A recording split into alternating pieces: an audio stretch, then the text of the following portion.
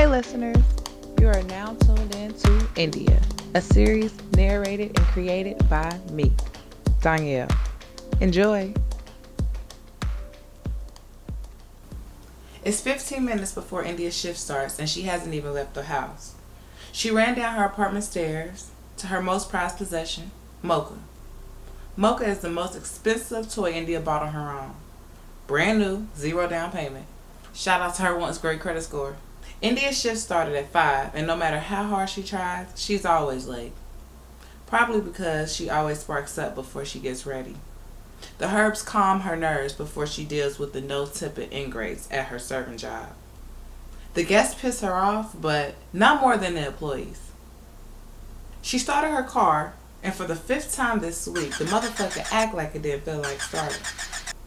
This is the very reason India backs into every parking space, saying her daily silent prayer. Lord, hold Mocha down. I can't afford to have her quit on me now. Mocha started after a delayed 4 seconds, and India changed the gear into drive, took off, and put on her seatbelt all at the same time. Ever since last week when India almost ran over someone's dog in her apartment complex, she checks herself for speeding, but most of the time she forgets. As she approached the complex gate, it slowly opened, letting her out, as she heard a mini reclip of Charlemagne the God giving Donkey of the Day to French Montana's ignorant ass. He was telling people to stop messing with R. Kelly and let him be a legend. Shit, sounds like he might be getting some claims filed against him next. You know, ignorance follow ignorance. The beat blessed India's speaker with her theme song Money, right before she could change the station. India heard the beat drop, and once Cardi says those first words, ain't no changing the song. Niggas all real, I ride his dick, it's a big tall hill. Big large bills, front I flip like 10 cartwheels. Hey, off kill. Eat in the car, that's meals on wheels. India joins Cardi screaming, I was born to flex, diamonds on my neck. I like boarding jets, I like more than sex, but nothing in this world that I like more than checks. Money. India turns to see she has an audience looking at her performance at the light. She turned back and drove off as soon as the light turned green. Shake a little ass, get you a little bag, and take it to the stove. This song alone reminds India why she puts up with her job. India turned her music down a little as she pulled up to the legendary Slick Bar and Grill. She grabbed her apron and her booklet, then headed towards pre-shift. As soon as she walked to the main doors, all eyes turned towards her. Every time India gets high, she's paranoid that someone will sniff her out. She continued to walk past the guests and the other workers straight towards the kitchen, avoiding eye contact. India reached the kitchen and was greeted by what seemed to feel like 100 degrees of heat and loud-ass TuTu, her favorite Latina, and the only person that keeps her laughing and saying. TuTu is a bartender, and the way the girl is built, she's guaranteed to make $150, and that's on a slow night. She just turns around and gives them a show, both women and men. She doesn't discriminate. TuTu's a chocolate Latina. She's 5'5" with a sassy-ass mouth. TuTu has no waist, and her stomach, well, let's just say she has about 6 or 8 packs underneath that uniform shirt. She works out when she's mad at Chuck, her dude, and let's just say she's always mad at him. At least he gets the benefit. TuTu has a head full of curly kinky hair, and she just throws it up in a bun. She does her brows and lashes. She saves the rest of that shit for the ugly bitches she shares the bar with. They should leave it up to professionals and stop practicing on each other. India pulled out her slick card to clock in, and with 60 seconds to spare, India walked to the back of the kitchen to see where pre-shift was being held. Much to her disappointment, it was outside where it felt like 40 degrees. On her way back there, she takes a look at the kitchen manager, Josh, and rolled her eyes in disgust that she even had a brief crush on him. Josh was tall and slinky, but for the options in the back of the kitchen, he was the cutest one. So she thought. The more days India worked, the more she realized Josh was a fraud. He just wanted to be liked. She could not stand people who just needed to be liked. Not to mention the motherfucker gave her a pink slip. Yes. A goddamn pink slip, like they're in elementary school. Josh and pushover ass Bridget, the floor manager, wrote India up for holding a ticket order of 5 wings and some fries because the kitchen was shutting down and the cooks had to reheat the grill. Nobody told them motherfuckers to throw them wings away, so India did not sign her slip, and ever since she just stopped fucking with his square ass.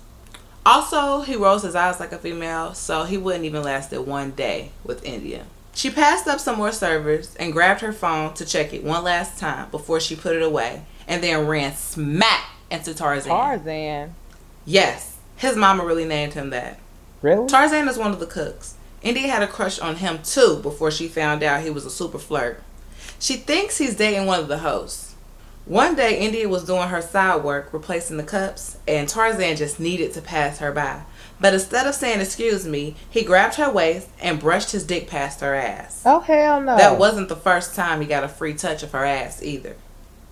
India is a dark chocolate with a small waist and a nice round booty. She's a proud member of the Itty Bitty Titty Committee. Me too, me too. India has a doll face, pure without any acne. The only blemish she has on her is the one on the left side of her nose from the time she and an old friend tried to give themselves nose piercings with a regular burnt needle and some alcohol. Damn challenges. India gave up. She couldn't bear the pain, but she was left with the scar and no one notices but her. She wears her hair however she feels fit for the day, and she loves confusing her white co-workers by changing up her wigs daily. Watch where you going, little, before I have to beat that ass, Tarzan yapped. India looked at him and completely ignored everything that came out of his mouth. She just received a text message from Travis with a screenshot of his flight. Oh shit, India yelled, realizing that she was going to have to fuck this man to back up all that shit she's been talking. Oh shit. 2 years ago, India was in her senior year of undergrad, and like most colleges, everyone who was still in town over the summer usually bonds with each other, and that's how India met Travis. They created this friendship that was everything to India. She vented to Travis about all her fuckboys, and Travis used India to run off the girls that overstayed their welcome at his house. It was Friday, 2 days before classes started. India, Travis, and the Rollers sparked up and had 4 blunts in rotation at 4:20 like clockwork. Rollers is the name India gave Travis and his friends Tommy, John, and a couple other names who she didn't care to remember. They all heard a knock at the door. It startled them because Travis' neighbor was always in her feelings when it was too loud, if you catch my drift. Tommy walked over to the door. He looked through the peephole and it was covered. "Who the fuck is it?" Travis yelled. "Man, I don't know. This motherfucker covering up the peephole," Tommy replied. They kept banging. Travis grabbed his gun from underneath the cushion on the couch right under India. India's eyes opened so wide and her thoughts came out. Oh, hell no. Y'all ain't living right. She looked out the window to see if it was the boys. She pushed Tommy to the side, then opened up the door. "Dre!" the niggas yelled, raising up their hands. India looked at Dre and smiled, remember seeing him at her job where she used to serve. He looked at her like he was going to eat her and stayed on her ass the entire night. India liked his attention because she felt like it was time to start messing with someone new her last year. What she didn't know was Dre was living 2 lives. India went months with only talking and fucking him. Well, kinda. India felt like if you get caught fucking up, you simply didn't care about the other person to spare their feelings. India and Dre were inseparable. He damn near moved her into his apartment, making sure she had a drawer and that she slept there with him every night he was in town. First time they had sex, Dre was so smooth and India was naive. She spent the night over Dre's house and slept with only a t-shirt on. They made it through the first night sex-free, but when they woke up, Dre got on top of India, made her laugh, then started to rub his dick on India's lady parts, and then slowly poked his way in while looking India in her eyes. India knew she really wasn't ready to have sex, but she questioned why she came there in the first place. Can you get out of me, please? India asked Dre, ruining the entire mood. Dre did as he was asked and slowed down. The next week, India and Dre were fucking like rabbits. Everything was great. India even considered moving close to Dre after graduation. But then 2 days before Valentine's Day, Dre and India were texting and she just had this feeling that she could not shake. She looked on Facebook and saw his post, "I got me a trophy," with him and some thick, tall, light-skinned girl. Of course! He cuffs the light-skinned girl, India thought to herself, then found herself enraged. This man made India the side chick. He forced her to be a side chick. After India found out, she didn't care. His dick was too good to let go of. She cut off all her other dicks, and to be honest, they were not worthy, so she kept fucking him. Nothing changed. She still was sleeping with him every night, and all this did was create a monster. India never trusted anything he said, and she continued to feed him lies. One day, while India was at work, she saw a flyer in the student center. The Runway Guys were hosting the annual spring fashion show, and since it was India's last year, she decided to sign up. India modeled in the swimsuit and urban clothes category, and she killed it. She knew that all her previous hoes were going to be in the building, and she was determined to make them wish that they were still fucking her. She stepped out in the all-white monokini, showing off her glowing chocolate skin, small breasts, the front of her flat stomach, and when she turned around to strike a pose, that round chocolate ass sat up. The swimsuit complemented every inch of her petite yet slightly curvy body. India was built like a goddess. The crowd ate up her performance. Dre stood there smiling, just confident that he was going to fuck her that night. And Travis, well, let's just say this is where his story begins. Travis had seen India dressed up before, but he had never seen her like this. Bold, beautiful, and unapologetic. He knew he just had to have her. He also knew that it would be a tricky, complicated situation, so he had to be patient. The fashion show ended, and India's phone had a message from damn near every one of her previous hoes.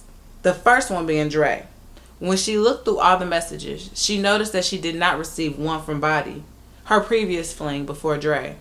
Body was special because he was honest with his intentions, and the fact that she knew he was there, first row, and didn't hit her up, had her mind blown. She ignored every message from Dre. She was beyond over him and his bullshit, and she pulled up to Body's house. No warning, just knocked on his door and prayed for the best. He opened up the door to see India greeting him with an all-black trench coat and nothing underneath. He pulled her in. He made sure she felt all 9.5 inches of his caramel delight. Body and India have a history, but we can get into that another time. You were just listening to India, Part 1. Written and narrated by Donielle. Stay tuned for Part 2. Present day.